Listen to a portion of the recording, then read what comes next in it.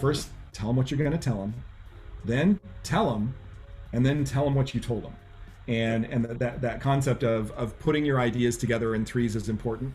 And so yeah, I think that's one of the like basic, consider the shape of your presentation, and kind of the arc of your presentation, and that you want to sort of move up, get to your big ideas, kind of got your climactic moment, and then there's the denouement, which is a French word that means like the end part.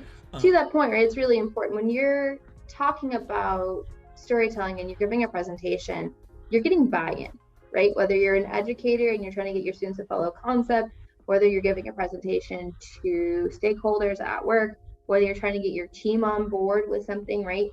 This is all about buy-in.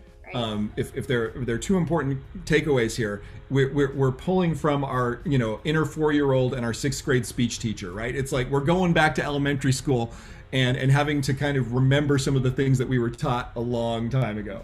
Yeah, so these are kind of 4 final thoughts on this level 1. As you start to put ideas together, one of the things that I've tried to emphasize here is 1 idea per frame. So as you kind of look at each of these, I kind of consider one of the screen's views as like a frame, and so I've put this together in a way that you can kind of see, like as we're talking about each of these concepts, I try to keep like 1 primary idea per frame. In this case, it's 4 because it's a summary. Come on, it's all right. Once you know the rules, you're allowed to break them.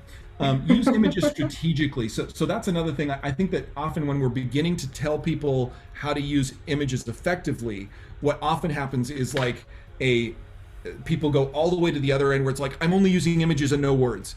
That's probably not going to communicate the idea as well as smartly using the key images that are going to help convey the right content. So remember, putting photographs into your presentation is a great idea. However, remember to be discerning in how you use them. The third point around contrast.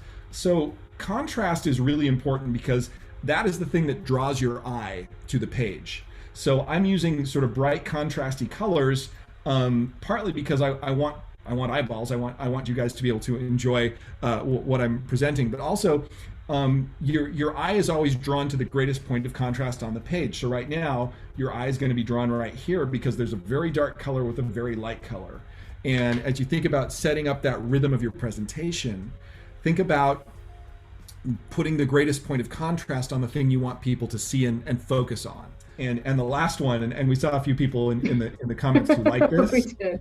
So that's the keep it simple, stupid framework, where often when we're working with organizations, particularly it seems like when they're trying to explain something complex, they feel the need to try to get every detail on the page. And there's like this little guy here, and they're doing this thing, and then got to talk about the supply chain because that's important. Then we got to figure out like there's this part and this part. And before you know it, you've created like a giant steaming pile of poo because nobody wants to look at that like really complex image, right? It's that you've put too much on the page. And I think that one of the things that we're often kind of counseling leaders inside of organizations is let's scale this back and think about maybe a metaphor to tell this story as opposed to getting all the details on a single page.